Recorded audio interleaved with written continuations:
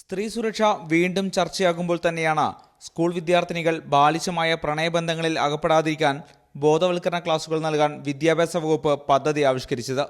ബാലിശമായ പ്രേമങ്ങളിൽ അകപ്പെടാതിരിക്കാൻ high school തലത്തിൽ പെൺകുട്ടികൾക്കും രക്ഷിതാക്കൾക്കും ബോധവൽക്കരണ ക്ലാസുകൾ നൽകണമെന്നാണ് നിർദ്ദേശം. പെൺകുട്ടികൾക്കായി ഇതുമായി ബന്ധപ്പെട്ട ഹ്രസ്വചിത്രങ്ങൾ പ്രദർശിപ്പിക്കണമെന്നും നിർദ്ദേശത്തിലുണ്ട്.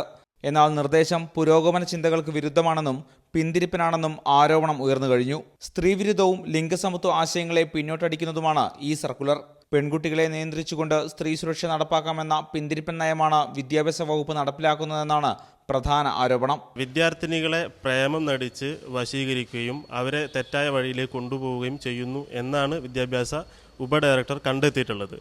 അങ്ങനെ ഏതെങ്കിലും തരത്തിൽ സംഭവിക്കുന്നുണ്ടെങ്കിൽ തന്നെ കൗൺസിലിംഗ് കൊടുക്കേണ്ടത് വിദ്യാർത്ഥിനികൾക്കല്ല, കൗൺസിലിംഗ് കൊടുക്കേണ്ടത് ഇവിടുത്തെ വിദ്യാർത്ഥികൾക്കാണ്, അല്ലെങ്കിൽ ആൺകുട്ടികൾക്കാണ്. ജില്ലാ കളക്ടറുടെ നിർദ്ദേശപ്രകാരം പാലക്കാട് ജില്ലാ വിദ്യാഭ്യാസ ഉപഡയറക്ടർ എല്ലാ വിദ്യാഭ്യാസ ജില്ലാ ഉപജില്ലാ ഓഫീസർമാർക്കും ഇത് സംബന്ധിച്ച കത്ത് നൽകിയിരിക്കുകയാണ്.